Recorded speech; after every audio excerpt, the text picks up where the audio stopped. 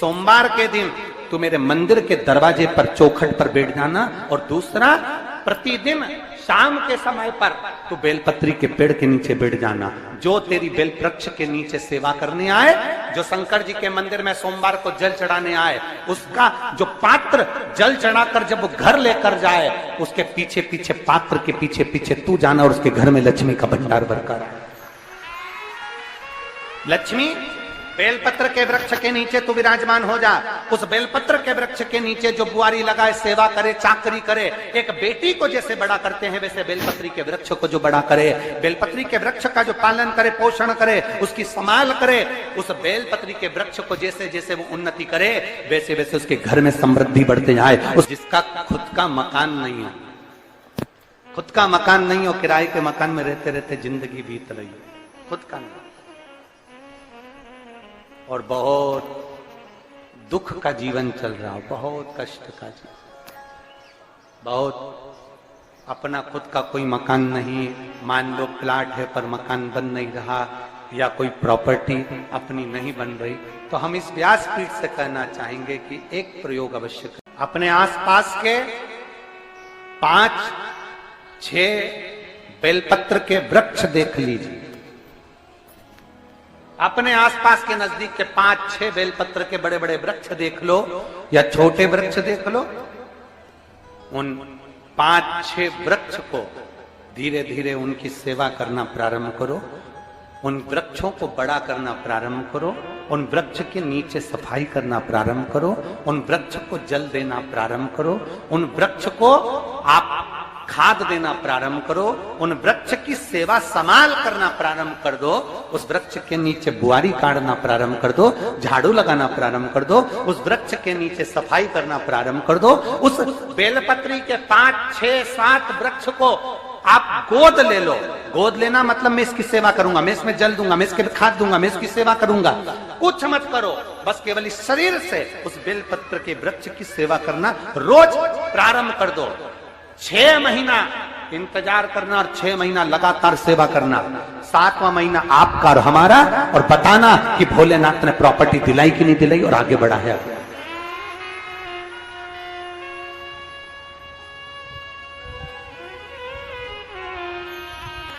एक बेलपत्र का वृक्ष जिसके नीचे माता लक्ष्मी विराजमान होती है, एक बेलपत्र के वृक्ष के नीचे लक्ष्मी रहती है। दुनिया के लोग कहते हैं लक्ष्मी जी का दिन कौन सा है, बोलो जम के जल्दी से। शुक्रवार। दुनिया के लोग कहते हैं लक्ष्मी जी का दिन शुक्रवार है, पर माता लक्ष्मी से पूछा जाए कि तुम्हारी माता ख्याति देवी नारायण भगवान के साथ तुम्हारी शादी नहीं कर रही थी, शंकर को लक्ष्मी दे रही थी, तब तुमने भगवान शंकर से विनती करी, भोले बाबा मैं नारायण से प्रेम करती हूँ, भगवान नारायण से मेरा विवाह हो। तो माता ख्याति देवी से शंकर भगवान ने विनय कर कर कहा कि लक्ष्मी जी का विवाह नारायण के साथ कर दिया जाए। भगवान नारायण के साथ जब लक्ष्मी जी का विवाह हो गया, तब लक्ष्मी जी हाथ जोड़कर बोलती हैं, बाबा मेरा विवाह नारायण के साथ हो गया, पर मैं आपके चरणों की सेवा करना चाहती हूँ, बाबा आप कृपा करिए कि मैं क्या करूं आपके लिए। शंकर भगवान कहते हैं, लक्ष्मी बस 2 चीजें कर दे, एक सोमवार के दिन तू मेरे मंदिर के दरवाजे पर चौखट पर बैठ जाना, और दूसरा प्रतिदिन शाम के समय पर तू बेलपत्री के पेड़ के नीचे बैठ जाना। जो तेरी बेल वृक्ष के नीचे सेवा करने आए, जो शंकर जी के मंदिर में सोमवार को जल चढ़ाने आए, उसका जो पात्र जल चढ़ाकर जब वो घर लेकर जाए, उसके पीछे पीछे, पात्र के पीछे पीछे तू जाना और उसके घर में लक्ष्मी का भंडार भरकर आए। लक्ष्मी बेलपत्र के वृक्ष के नीचे तू विराजमान हो जा। उस बेलपत्र के वृक्ष के नीचे जो बुआरी लगाए, सेवा करे, चाकरी करे, एक बेटी को जैसे बड़ा करते हैं वैसे बेलपत्री के वृक्ष को जो बड़ा करे, बेलपत्री के वृक्ष का जो पालन करे, पोषण करे, उसकी संभाल करे, उस बेलपत्री के वृक्ष को जैसे जैसे वो उन्नति करे, वैसे वैसे उसके घर में समृद्धि बढ़ते जाए, उसके घर में वैभव बढ़ते जाए। ये शंकर भगवान माता लक्ष्मी से करे, भगवान शिव माता लक्ष्मी से करे। तो भस्म, अगर शिव के मंदिर में भस्म मिल जाए, शंकर पर चढ़ी हुई भस्म अगर मिल जाए तो, और अगर भस्म ना मिले ना, तो शंकर के जो शंकर भगवान का जो शिवलिंग है, शिवलिंग के आसपास में जो जलाधारी है, यहाँ अगर भस्म ना मिले तो इस जलाधारी पर अपना हाथ स्पर्श कर कर अपने तन पर उसको लगाकर जरूर भस्म। एक शंकर पर चढ़ा हुआ जल, दूसरे नंबर पर है शंकर पर चढ़ी हुई भस्म। ये दो स्पर्श जरूर, स्पर्श। एक भस्म का एक बड़ा सुंदर चरित्र आता है। दूसरा, जिस भूमि पर बैठकर कथा सुनो उसकी रज को अपने मस्तक पर थोड़ा सा लगाकर अवश्य जाओ, वो जीवन का एक आनंद है। और शंकर के मंदिर में जाओ तो दो चीजें अवश्य लेकर आओ। पहला, शंकर जी पे चढ़ा हुआ, जम के बोलो, जल अवश्य लेकर आओ। क्योंकि जब तुम जल लेकर आते हो, पात्र लेकर आते हो, तो मेरा महादेव लक्ष्मी जी को तुम्हारे पीछे पीछे तुम्हारे घर तक भेज देगा। चढ़ी हुई बेलपत्र मत खाओ, लोग कहेंगे शंकर पर चढ़ा हुआ ये मत खाओ। हम इस व्यासपीठ से निवेदन करना चाहेंगे कि आप अगर दिल रखकर अपने बाबा से कहोगे ना, तो बाबा पर चढ़ा हुआ जो जल है ना, वो जल साधारण नहीं रहता। मेरा भोलेनाथ जब दुनिया को अमृत देता है तो तुमको भी अमृत दे देता है। दो चीजें कभी मत छोड़ो। अगर मंदिर में गए हो तो दो चीजें कभी मत छोड़ो।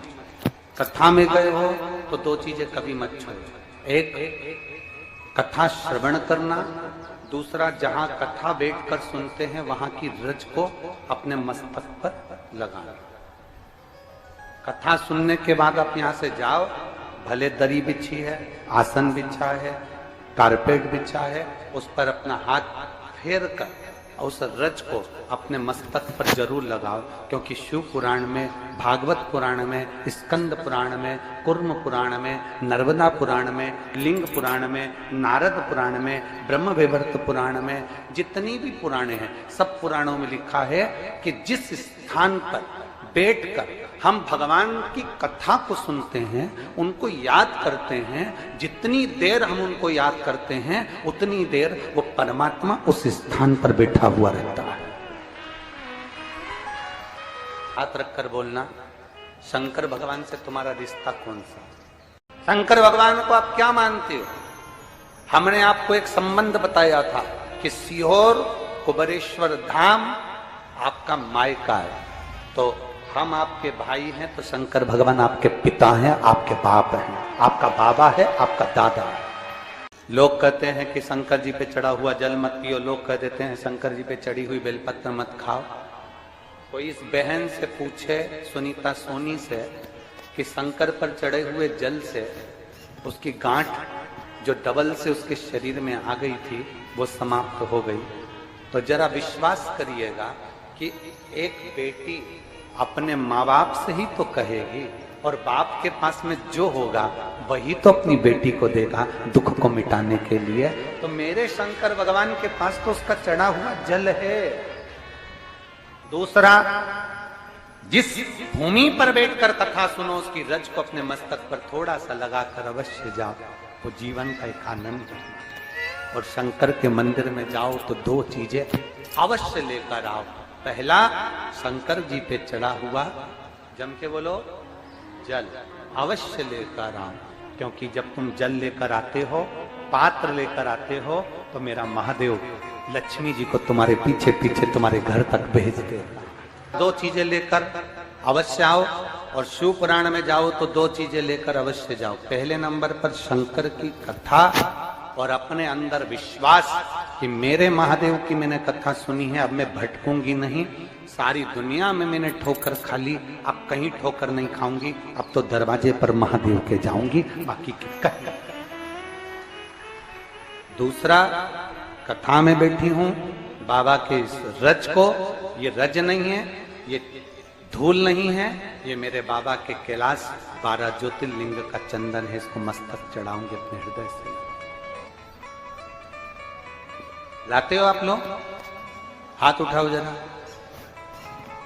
रख लो, बहुत बढ़िया, प्रणाम आपको सभी को, नमन। 2 बूंद जल लेकर आओ, पगला नहीं पियो तो उस जल को अपने घर में छींट दो।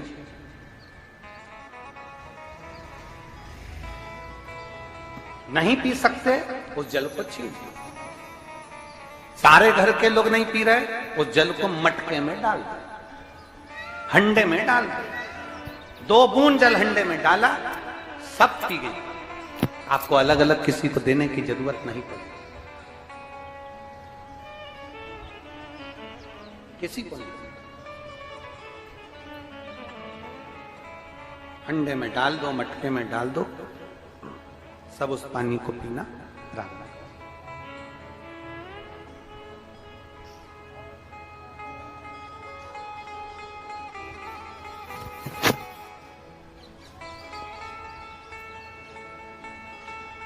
उस जल के महत्व को जो बच्चों का दर्द नहीं देख सकते, जब माता पिता अपने बच्चों का दर्द नहीं देख सकते तो देव अधिदेव महादेव तुम्हारा दर्द कैसे देखेंगे? वो भी तो काटेंगे तुमको, वो भी तो कष्ट मिटाएंगे। 2 चीजें कथा में जाकर ले। एक, जहां जगह मिल जाए वहां बैठकर कथा सुनो। धूप लगे, पंडालों की इतनी व्यवस्था नहीं हो पाती है, पंडाल लगाने वाले, टेंट लगाने वाले टेंट लगा लगा के थक जाते हैं, तो अपने साथ एक छाता लेकर चलो। 2 पानी की जम के बोलो जरा बोतल, बिछाने की दरी अपने साथ लेकर चलो। लोगों ने उमा महेश की कथा अपने जीवन में धारण करी कि नहीं करी वो हमको नहीं स्मरण है, पर एक बात का स्मरण करिएगा, संसार में जन्म लेने वाला मनुष्य अगर उसके भाग्य में सुख नहीं, उसके भाग्य में अगर खुशियां नहीं है, उसके भाग्य में अगर सुख नहीं है, उसके भाग्य में अगर अच्छा नहीं है, पत्रिका दिखा ली सुख नहीं है, कार्य कर कर देख लिया सुख नहीं है, तकलीफ उसकी जिंदगी में चल ही चल रही है, तो भगवान शंकर कहते हैं, भगवान महेश कहते हैं, उमा उस मनुष्य को दूसरे का अच्छा करना प्रारंभ कर देना चाहिए, तो उसकी अच्छाई अपने आप सामने आना प्रारंभ। श्रेष्ठवाय नमस्तुभ्यम। हरे महादेव। दर्शकों, पूज्य गुरुजी पंडित बलदेव मिश्रा जी के द्वारा कथा में बताया गया सोमवार के दिन का उपाय। सोमवार के दिन बेलपत्री के वृक्ष के नीचे दीपक जलाना चाहिए। शाम के समय दीपक अवश्य जलाना चाहिए। दीपक जलाने से माता लक्ष्मी का घर में वास होता है, और शिव मंदिर में भी घी का दीपक अवश्य जलाना चाहिए। तो आशा करती हूँ यह वीडियो पसंद आई होगी। वीडियो पसंद आई होगी तो वीडियो को लाइक करें, और हमारे यूट्यूब चैनल पर नए हैं तो चैनल को सब्सक्राइब कर लें, और कमेंट में ओम नमः शिवाय लिखना ना भूलें।